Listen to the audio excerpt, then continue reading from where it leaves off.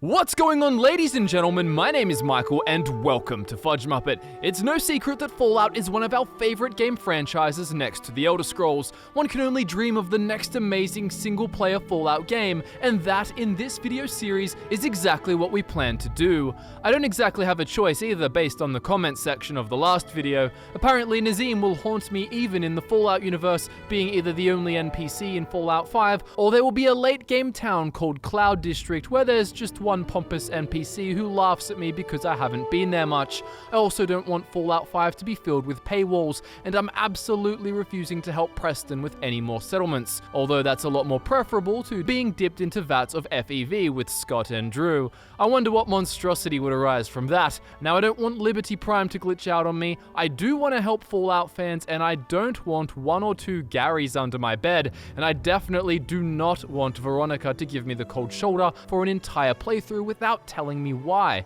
Other comments sounded more like wins, to be honest. I'd love a dancing Deathclaw in a fancy suit to haunt my dreams forever, and having Ron Perlman narrate the bleakly mundane details of my daily life sounds pretty funny. I'm not too sure about this one though. You can tell me in the comments below if that's a win or not for you. And remember, you can watch this video even if you didn't see part 1, and this could be any new single-player Fallout game. It could be a spin-off created by Obsidian. We don't mind. It's just another true Fallout game, and everyone wants it to be sensational. If you've got ideas for the next main Fallout game, post them below and maybe we'll talk about them in a future video. So what's the first thing on this list? Well, I saw a few comments on the previous video in the series by some Nick Valentine detectives pointing out that so much of what we wanted in part 1 was actually bringing back things removed from Fallout New Vegas. Absolutely 1000% correct. New Vegas was great. However, in this particular installment, we're going to try to focus some more on some newer things for the next Fallout game. So the first thing we want to discuss today is actually the ability to play as a ghoul. We also had a deep think about playing as a super mutant. However, it's quite complicated and there's actually way more to consider than we originally thought, so we're going to dedicate an entire video to the mutants, so stay tuned for that. A playable ghoul would be very fun for a variety of reasons. It would drastically change the role-playing potential of the game and increase replayability too. Not only would you have various human playthroughs of different character builds, but now you would also be starting again to experience life as a ghoul. The reason having this option is so good for role-playing is that ghouls are seen as outcasts by most in Fallout's post-apocalyptic societies. However, they are still known about enough to the degree where they're not always shot on sight, unless they're feral, of course. Having these social drawbacks is what would make the experience unique, and it would be interesting to see how others in the Wasteland treat you, with different people and factions holding various prejudices. You could be locked out of joining very xenophobic factions entirely, but be able to gain favor with certain outcasts from all different walks of life. This could be represented by giving ghouls special speech options to deal better with those facing similar struggles to them, and also by making speech requirements in general higher or lower depending on the situation and who you're talking to. You may have worse prices from certain vendors, and even be ushered away into a different room if you enter a place deemed high class. I can imagine a special speech check where you actually blackmail some aristocrat by threatening to walk into a fancy restaurant he owns, being super ghoulish and acting in an unsavory manner to scare away the customers. There are also the benefits that you'd expect to being a ghoul, like being able to explore highly irradiated areas with no problem, making more loot more accessible to you. Perhaps there's a unique way to complete a main story quest that you can only do if you are a ghoul, providing some slightly different endgame outcomes to what can be achieved by a human. You could also get a special bonus from radiation, such as health and action point regeneration, perhaps overall damage resistance too. Other feral ghouls would also avoid attacking you, unless you had a companion who was human. Unlike playing as a super mutant, ghouls still get to wear all the cool armors available on the game. You'll also have access to the majority of in-game content like quests and so on, and the fun part will be that on occasion you will have to be creative and approach things a little differently. Gaining respect and admiration in certain factions may be difficult, but still possible if you are good enough to earn it. Of course, most people will still find you repulsive, and some may even shoot you on sight, like the Brotherhood of Steel if they're in the next game. You wouldn't be able to join them as a ghoul, but that's all part of the role-playing experience. There are many ways to implement the feature too. It could be something that happens to you if you're exposed to extreme and prolonged radiation, or if the game has a less defined backstory for your character. Like in Fallout New Vegas, you could start the game as a ghoul so long as it makes sense. Personally, I'd prefer starting as a ghoul, but I'm open to both options. Overall, having a playable ghoul option in the next Fallout game would be a sensational addition to role-playing and fills my head with creative build potential. The next desire in this video is much more straightforward, and that is for some holes to be filled when it comes to the arsenal of realistic weapons available in the game. Some of the suggestions will have appeared in previous Fallout games but were removed in Fallout 4. Some were even added back in Fallout 76. I'm talking about more weapons you would find in a post-apocalyptic environment that should be more widespread or just exist in general. In times of scarcity, people tend to use what they can find or make, so of course in America that includes plenty of guns. But you would also see things like spears, various throwing weapons, crossbows and compound bows used out of necessity when guns and ammunition aren't plentiful. Such weapons could also be used due to their silent nature, which is useful for hunting and not drawing attention from prey or even enemies like a pack of ghouls or a bunch of raiders in a nearby building. Crossbows, compound bows and recurve bows are not ridiculously hard to use, and with a bit of training you'd be able to begin killing things with them. You may not be able to hit a bullseye from 70 meters, but like any Fallout game,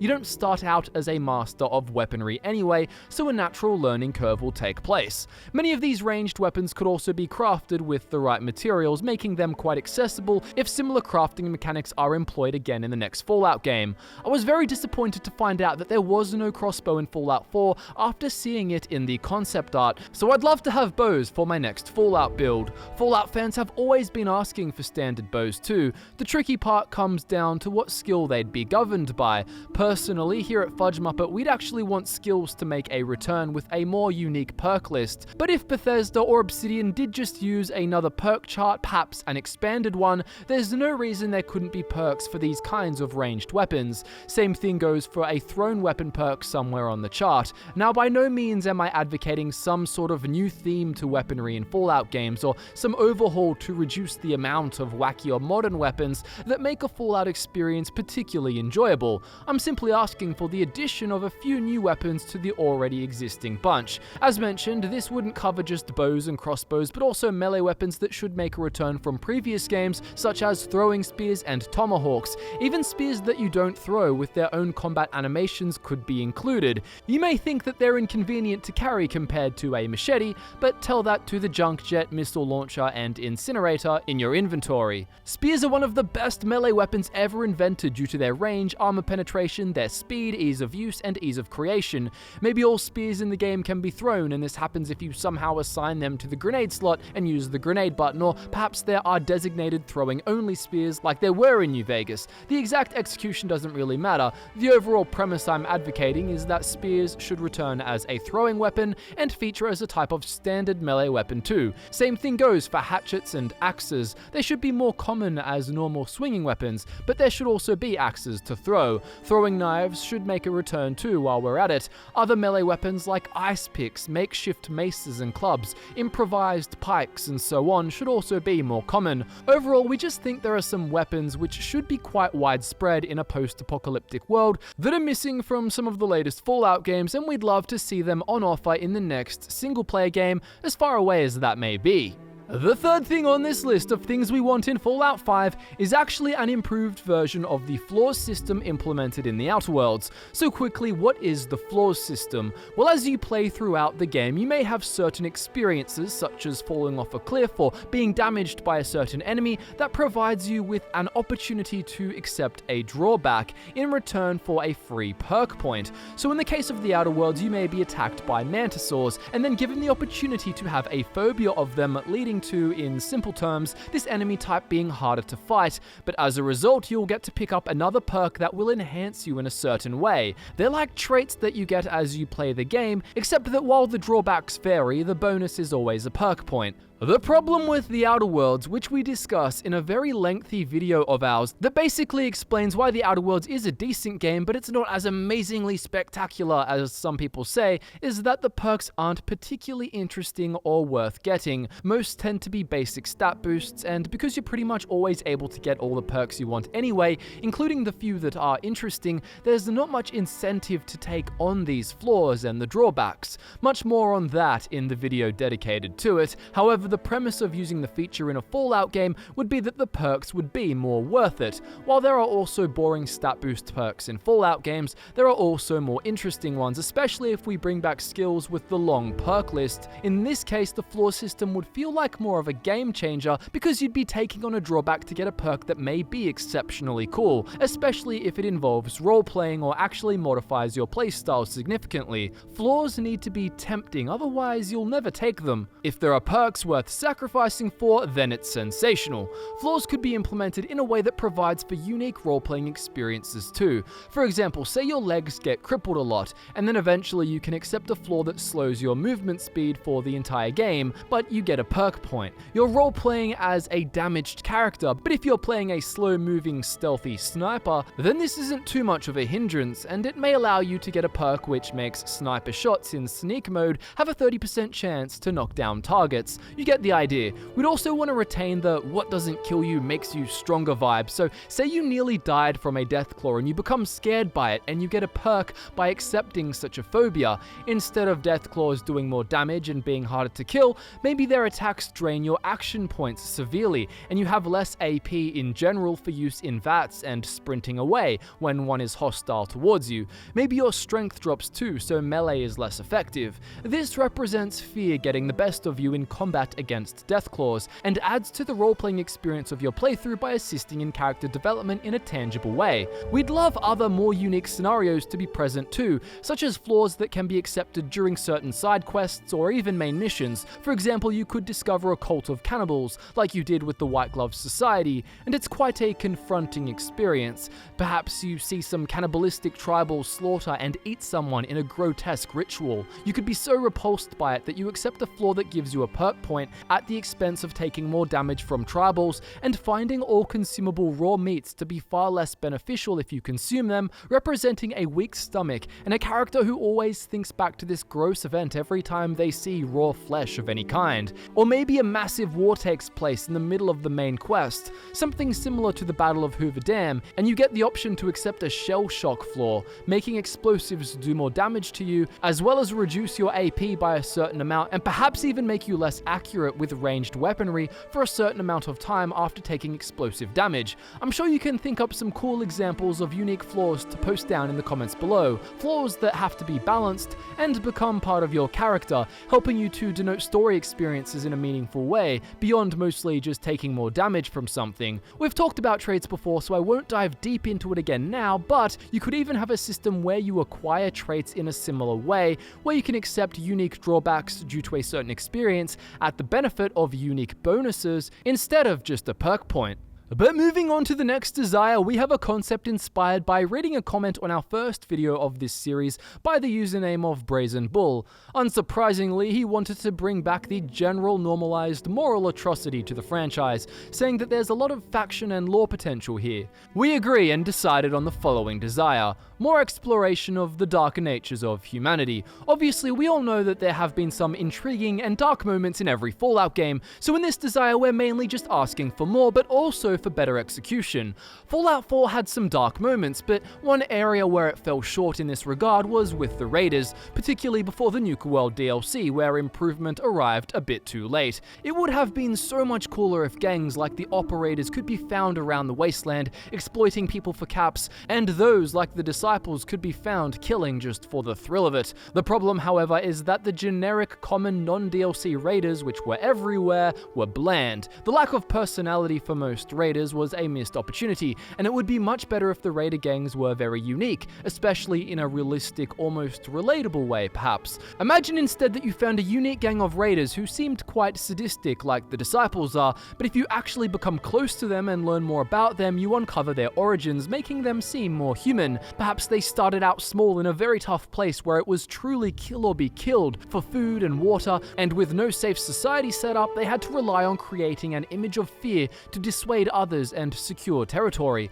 Perhaps they had to make a gruesome example out of their adversaries, pretending to enjoy the experience and be mindless savages when in reality the process was traumatic and unpleasant, and they only committed these acts as a defense mechanism, solely surviving because of it. In no way am I saying this redeems them for such actions, but at least it makes them more interesting because they're less like silly, crazed animals and more like fallen humans. You can still have gangs who are psycho and aggressive just for fun, but we think those would be less common than raiders who are led into their lifestyle out of fear and desperation, a desire for safety achieved by putting themselves in the strongest position possible. The decision to kill them shouldn't always be as simple as, yeah, they're baddies, I'll slaughter them righteously for sure. Unless of course they're shooting at you first, or it makes sense for the build that you're role-playing. Greed is also a huge motivating factor that would be more prevalent than a simple love of violence. Groups like the Powder Gangers in New Vegas do a great job of showing how people can choose a life of crime in order to thrive, as opposed to doing so due to being crazed, blood-hungry types. Highly immoral exploitation of others, such as that scene with the Paradise Falls slavers of Fallout 3, also shines a grim shadow on the potential of human nature when placed in situations that enable it.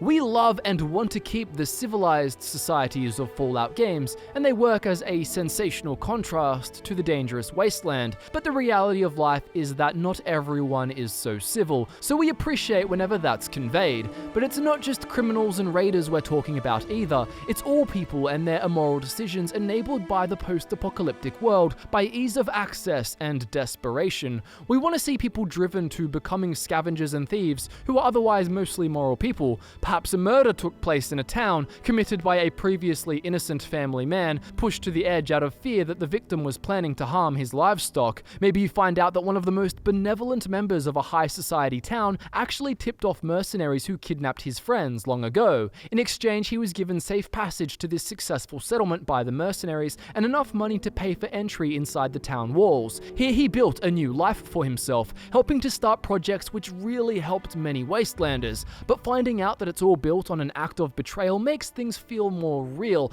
and perhaps you won't trust him in a certain quest. Maybe someone poisons a competitor's food supply because they weren't making enough to pay for their child's medicine, or perhaps out of pure greed, someone ruins a bunch of arable land so they can buy it for cheap from the poor farmer and build a factory on top. Anyways, without the right law enforcement needed to ensure safety and catch wrongdoers, rule breaking can run wild. I'm not saying everyone is bad, and I'm not saying Fallout hasn't achieved these vibes before, but I think it would be better to come across more instances where people's morality has turned increasingly flexible than ever before, where individuals and groups find themselves giving into or subject to the darkness that takes hold when the right conditions are met. Lore and stories and factions are more in depth when there's layers to the motives of those involved in darker situations. Perhaps in some instances enough for you to think, maybe I might have been pushed to do a similar thing if I had been placed in their shoes. And finally, desire number 5, make throwables great again. And I'm not merely talking about the throwable spears mentioned in Desire 3. What I'm talking about is incredibly simple and mostly refers to thrown explosives. We want the ability to actually equip them in your hands again and use them strategically and cinematically in VATS. The dynamite, the various grenades, from the mundane to the wacky, and the Molotov cocktails, all of that lovely stuff. In previous games, using throwable weapons wasn't just an add-on to a build, it was an entire playstyle in itself, often combined with melee or unarmed for the ultimate high-octane playthrough.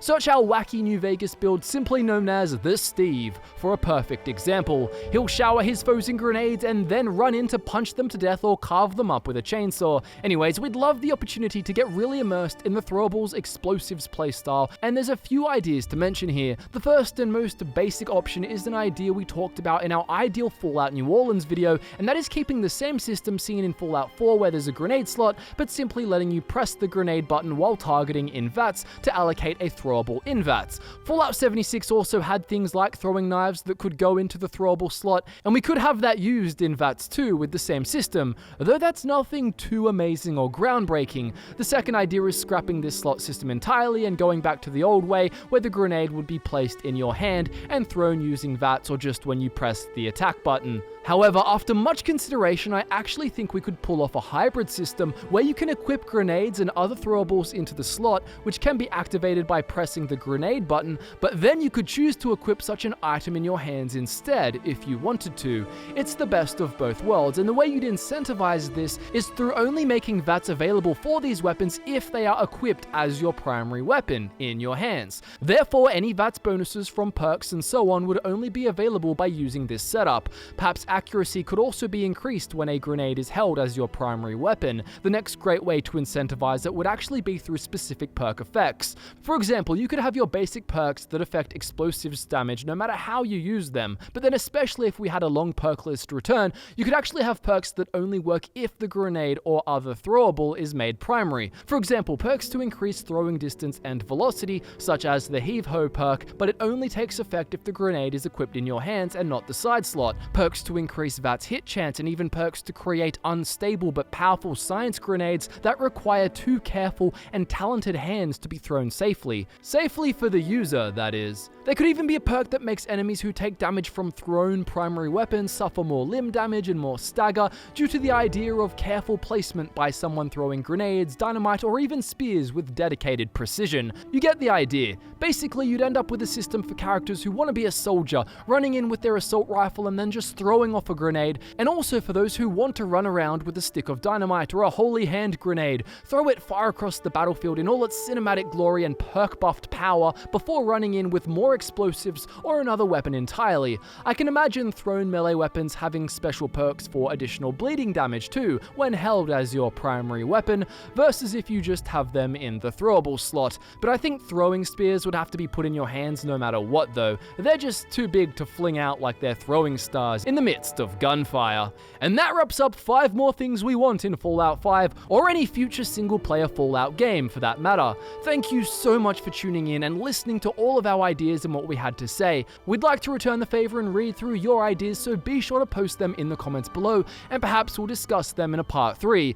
which of course we'll only be making if you tell me what will happen if we don't make a part 3. As always, social media links can be found in the description below, and also I saw a comment on the previous video in the series by Gamer Gremlin saying that they never get notified when our videos come out despite being subscribed and having the notifications bell on. So be sure to check you've got that bell turned on if you haven't, and let me know if the same thing is happening to you. We want to make sure all of our subscribers are getting the content they desire, so it's super important to us. Again, thank you for supporting FudgeMuppet, we really appreciate it, and we feel so grateful that there are people in the world who love to talk about their game ideas as much as we do. My name is Michael, and I look forward to nerding out with you again very soon.